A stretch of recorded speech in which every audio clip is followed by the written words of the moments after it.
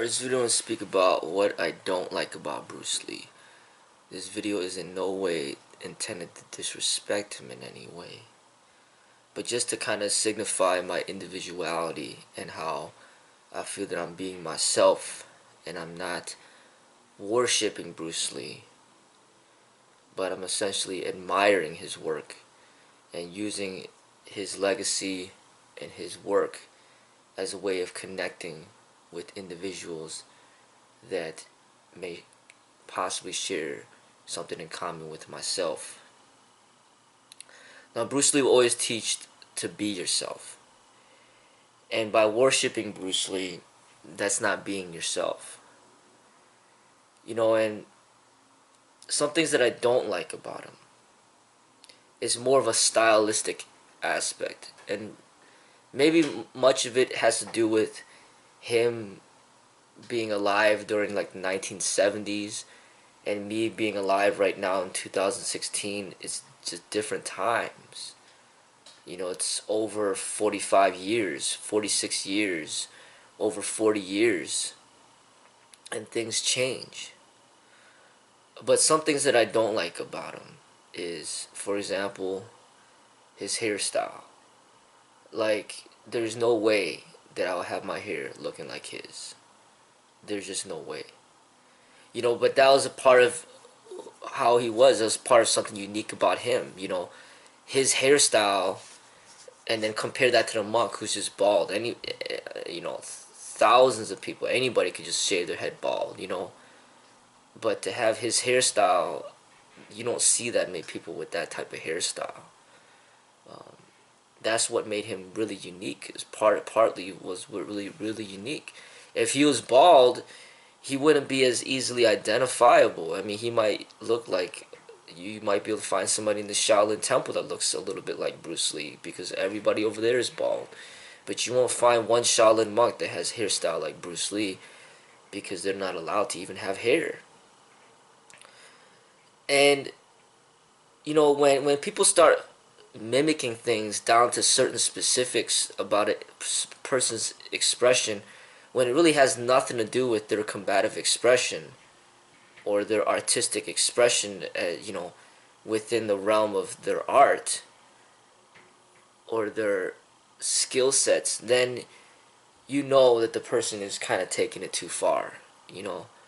Trying to imitate Bruce Lee is not really living up to his teachings. But being admired by him and then being yourself is the true way, according to what he's teaching, and also according to the teachings of the East, the teachings of Tao, the teachings of Osho, the teachings of Buddha. And they've made a lot of movies where people are mimicking Bruce Lee, and it really looks silly, even though these people might be talented within themselves, but the fact that them mimicking him so specifically makes it humorous. It makes it almost a mockery. It makes it silly and ridiculous, and just you kind of lose respect for the person. Kind of like that movie. I hadn't seen the whole movie, but I saw parts of it. That movie, The Last Dragon, with that black guy that was trying to do everything like Bruce Lee. Dress like him, have his hairstyle like him, talk like him, walk like him, scream like him. That's not being authentic to yourself, and I think that's a big problem. Another thing that I don't like about Bruce Lee is, for example, that yellow jumpsuit in the Game of Death. I wouldn't want to wear something like that. That's not my style. I wouldn't want to wear that. But he's also known for that. You see a lot of people that would wear that to kind of symbolize, hey, to try to make it seem like they're imitating Bruce. A lot of people use that yellow tracksuit, But I'm not into that, Other things I don't like about him is he was just too much on the skinny side, I wouldn't want to be that skinny. He died at around 125 pounds, and that's just too super skinny for me. I don't care how fast you are in combat. but I would have sacrificed some of that speed for more strength and a little more muscle mass. You know, I think he was 5'7.5" at 125 pounds. That's like nothing. You know, that's like an unhealthy weight. You know, it's just it's not good for your body to have too low fat. I mean, when you have like so little fat, you're just more vulnerable to illnesses, and your health is not gonna be. You're not gonna be in the greatest health, and I think that it had a contribution to his early death. So I would not want my body to be so skinny. You know, even if you're ripped, you're cut, but still, just because you're cut doesn't mean that you're really strong, that you're actually strong. You could essentially be extremely weak. And I think not just Bruce Lee, but there's just a lot of bodybuilders out there that are just not truly representing health. They might look very strong, they might look ripped, they might look visually appealing, but as far as health is concerned, in my eyes, they're not truly representing real health. Other things, the way that he screams in the combat in the movies, I wouldn't be doing that. There's no way I'd be screaming like that. That's not me. And it's obvious, if I did do something like that, it'd be obviously mimicking him, and it'd just be completely silly. That was unique to him. Well, it was unique to him, that yellow tracksuit, that hairstyle, that screaming, that really skinny weight, but very muscular for his weight. Those would be the main things that I would not follow. You know, I know it's back in that time, but you know, those kung fu shoes, low quality. I wouldn't be wearing those. No way. Even the kung fu pants, those cotton pants. But I mean, it's probably they didn't have the type of technology that they have now. But those kung fu pants, I don't like those either. Those are not good quality. But I did get into the wife beaters that he wore. I did like those for a period of time. I still do.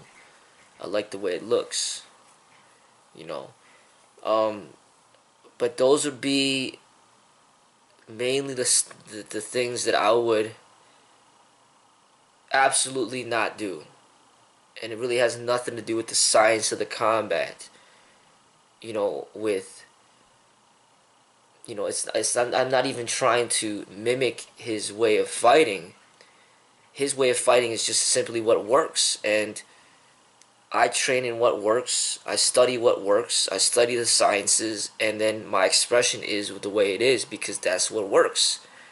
And you'll notice a common thing between Bruce Lee, Muhammad Ali, Floyd Mayweather Jr., like the way that they spar, the way that they fight, it's very similar because that's what works. You know, moving around, keeping things moving, getting out the way. Speed is very important. Agility is very important. You know, evading attacks is extremely important, and just being very precise, very on point. I mean, it's just a science. So you don't even have to try to be like somebody, but you end up playing similar because that is essentially what works. You know, but it's just stylistic aspects of which I would not follow. And you know, part of my individuality is living up to my own name and not saying that I'm Bruce Lee when I'm not, but I'm Freddie Lee. Living up to my own name, having my own hairstyle, having my own way of speaking. Like his way of speaking, that's another thing. Not me. You know, like there's more of a hip hop to me. And Bruce's time, maybe hip hop wasn't even popular at that time yet. or it didn't even come out yet. So he didn't have that influence. He also had more of an accent, but I don't. Not like that. So we're clearly different people. And our differences should be appreciated. If I tried to be like him exactly, try to get super skinny like him, get my hair cut like him, hairstyle like him, try to talk like him, walk like him, dress like him, I think there's a huge problem right there. That's like denying who you are to just follow somebody, carbon copy somebody, and then you lose your individuality and you're no longer unique. You're just a follower to the max, and you're following things that are not really things that are necessary to follow. This is not wisdom and guidance. This is just mimicking somebody that is successful or was successful so then you could be successful, and that's just not the way to go. Even Bruce was advising against that in his interview. You don't just find somebody successful and then just carbon copy that person. You gotta be yourself. And that's what I feel is extremely important when it comes to your own individual growth, is learning how to be yourself in these aspects. You know, even, one of his favorite philosophers was J. Krishnamurti. I mean, I like J. Krishnamurti, but mine is Osho, and we're even different in that respect as far as who we turn to, for greater guidance in what we do, you know.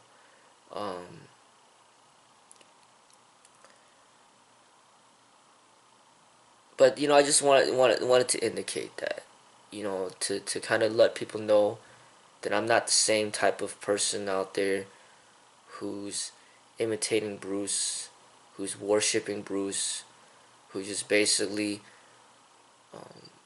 regurgitating what Bruce has said and say Bruce is right just because he's Bruce. No, it's like I discover my own truths. I come about my own truths, and I'm just using Bruce as kind of as somebody to relate to, so I can relate to the people out there, to somebody that they know. And if I'm saying something and then my ideas are backed by Bruce's ideas, then it just makes my ideas even stronger, because I'm not the only one saying it. Bruce was saying it too. And that's kind of how I feel about it. I think there's a big difference between people that worship Bruce, opposed to people who are living their own way, sharing their own path, but at the same time giving respect to Bruce and keeping his spirit alive. So then the people that have been inspired by Bruce now has somebody else to become inspired by as well, that is a different person, who's not the same person but is a different person. It's just like there's a Bruce Lee, but then there's also a Jet Li, and then there's also a Donnie Yen, and then there's also a Jackie Chan. They're all different people, and with different expressions.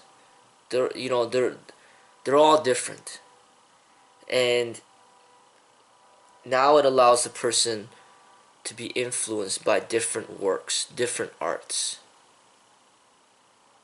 opposed to all those carbon copy people who are just mimicking Bruce without their own individual expression.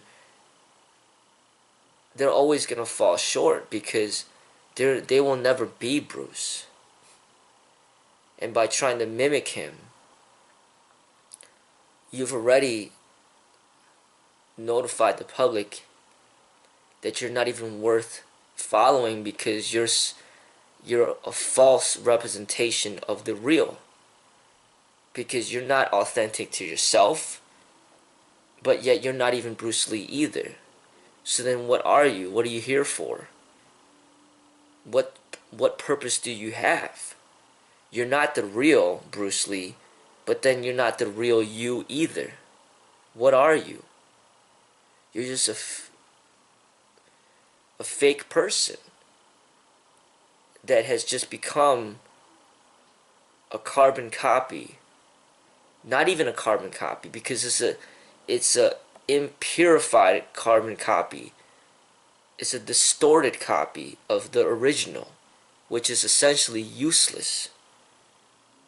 A carbon copy is something where it's identical. You know, you have a movie, you burn the movie, and it's the same movie. But what's going on is you got somebody who's mimicking Bruce, pretending to be Bruce, but then he's falling very short of Bruce, and then he becomes useless.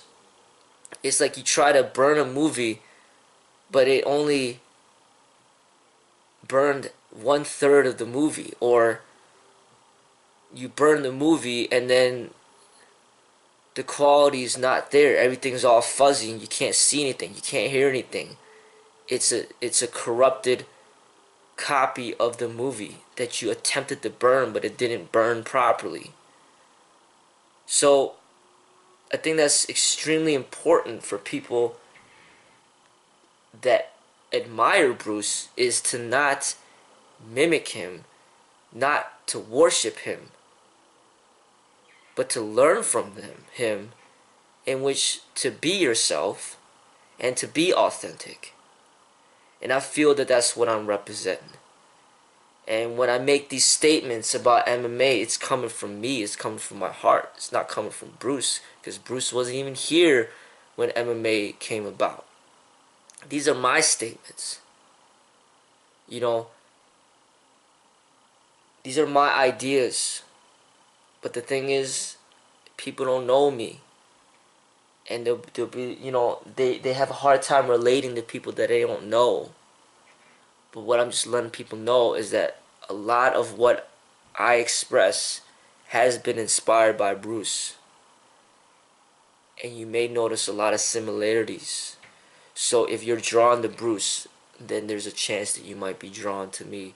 And that's how we can make that connection with one another, in which to support one another towards our development and our path in the true way of the martial arts.